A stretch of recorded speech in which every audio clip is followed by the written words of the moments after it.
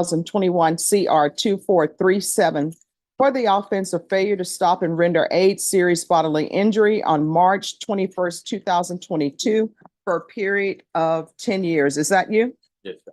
State. Violated condition number 4. In Bexar County, Texas, the defendant. Pause right there. Failure to stop and render aid involving serious bodily injury is not a minor traffic mistake. This is a third-degree felony in Texas. That means prison time is very real, 2 to 10 years. And here's what makes this charge especially serious. It's not just about the crash. It's about what you do after the crash. You can almost feel the judge zeroing in on one question. Why leave? Because legally, once someone is injured, the duty to stay isn't optional. It's mandatory. And walking away can be punished just as harshly, sometimes harsher, than the wreck itself. Now watch how this turns from legal exposure to personal accountability.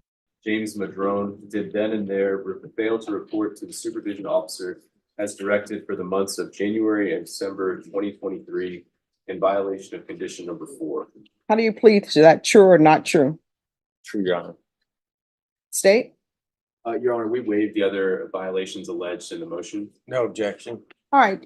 Mr. Madrone, did you understand by pleading true to violation of condition number 4, the court could find it true, grant the motion, find you guilty, and sentence you up to 10 years in the prison and up to a $10,000 fine? Yes, I understand. Knowing that, do you still wish to plead true to violation of condition number 4? Yes, Your Honor. Court will find violation of condition number 4 true. Is there a proposed agreement? It's not, Your Honor. We're going open. We are asking for the 10 years, Your Honor. I believe the defense might be heard on it. All right. Defense, what are you requesting? Judge, we're requesting that he be placed on probation, that he be given weekly UAs and intense supervision. Basically, Judge, this was a lot dealing with financial issues. He has 2 small children that he was responsible for, living with his grandmother at the time. He's now presently employed. I believe he has the resources now to continue taking drug testing and support his children. So I think basically, Judge, if we give him weekly UAs and ISF and put him back, not ISF, with intense supervision, that he's able to complete the probation successfully. You have anything to add, James? Yes, Your Honor. All right. You want to raise your right hand? Do you solemnly swear and affirm the testimony you give will be the truth and nothing but the truth, so help you God? Yes. All right. You can lower your hand, state your name for the record. James Madrone. All right. It says here that you didn't talk to the manager and you left when asked to stay in the lobby by the probation officer.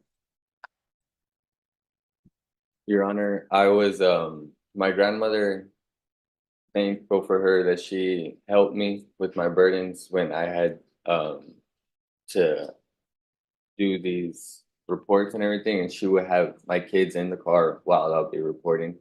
So at that time, I really didn't have too much time to be there due to my being. That line? That's the entire case in one sentence. Notice what the judge is doing here. She's reframing this from bad luck accident to series of choices. Speeding, drinking, leaving. In criminal law, intent matters, but so does conduct. And failure to render aid cases often come down to panic versus responsibility. The law doesn't reward panic. Also, subtle but important, she's asking about school, work, his daughter. That's mitigation. Judges look at the whole person before sentencing. But here's the tension building in the background. This isn't just sentencing. He's already on probation. And probation violations? That's where the real danger starts. Responsible for 2 children. So that was just that at that time. That was it. Okay, that doesn't make sense to me. Your grandmother is helping you with your children. Yes.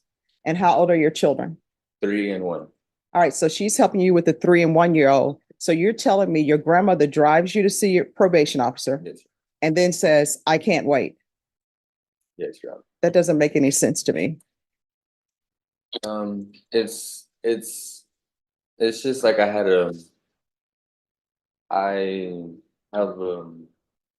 real no support, really none. It's just me out there. All right, so your grandmother is not supporting you. Well, in a way she is. in a way.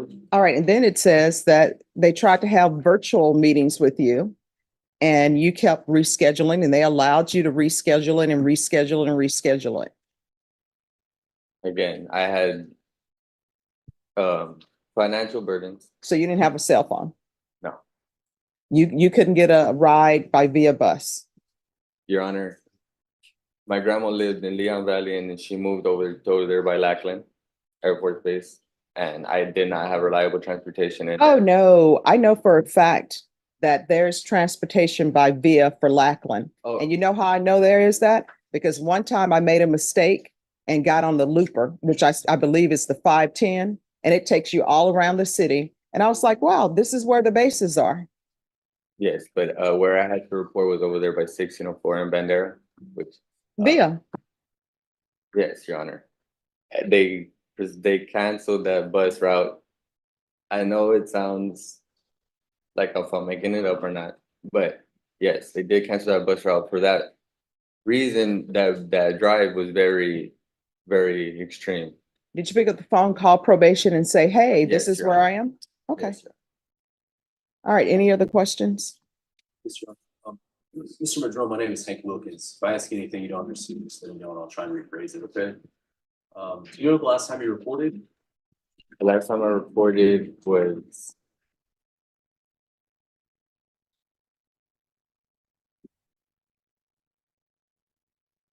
This year? yes. It was this year? So would you respond when the probation thinks the last time you reported is November?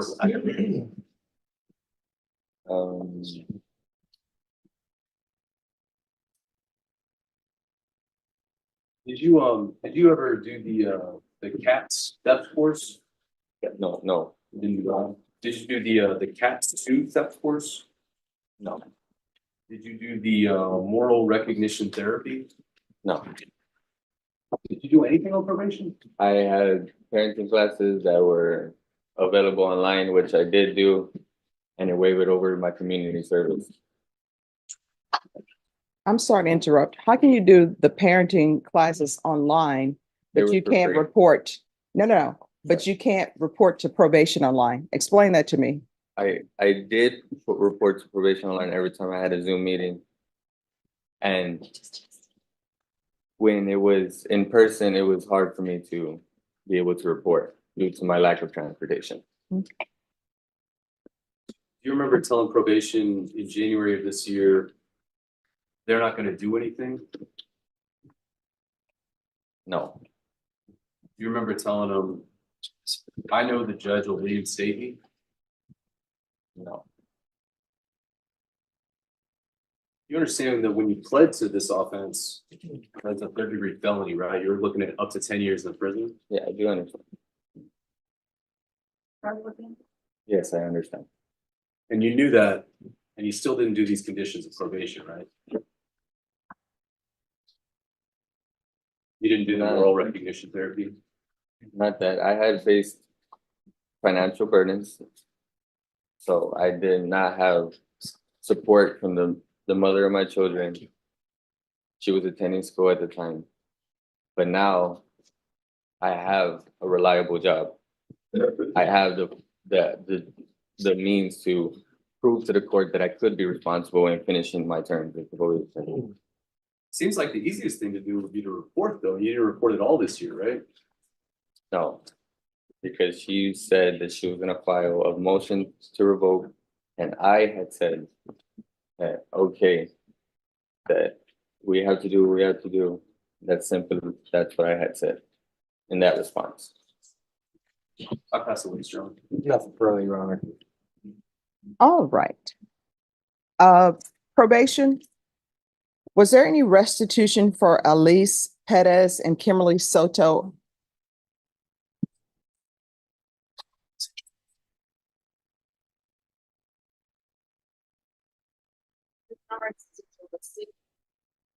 All right. So this is what the court is going to do. The court is going to find violation of condition number 4 true. The court is going to find you guilty. There's to be no unsupervised contact with minors. With regards to punishment, state, what are you requesting? Your Honor, we're asking for the 10 years in prison. This is a third-degree felony. This is a SBI, Your Honor. Some other cases we're taking into consideration in this plea. The defendant had opportunities to plead in probation. He didn't do much of anything on probation. I was trying to get some more information today. None of the answers are very satisfying. So we're asking for 10 years from prison. Defense, what are you requesting? Judge, I asked that he be sent, continued on probation and sent to ISF for a period of time to get his thoughts together. Be able to get out on the street and be a productive member of society and also a father for his 2 children. All right. Oh, yes, you wanted to add something? May I address the question? Sure. Yes, I would like to say that I would like to suggest no tolerant probation where I may be supervising weekly UAs. I do not use drugs. Mhm.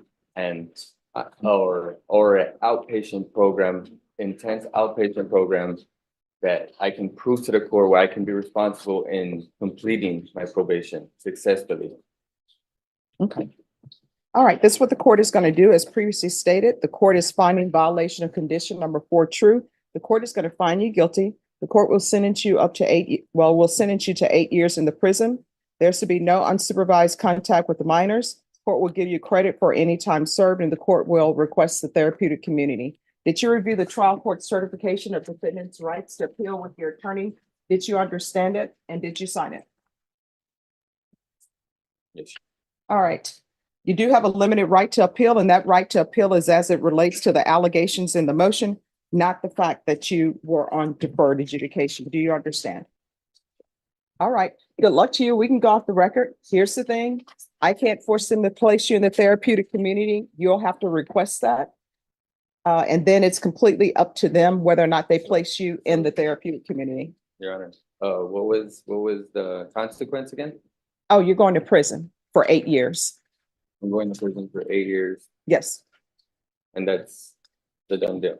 Yes. Okay. All right. Good luck to you. Okay.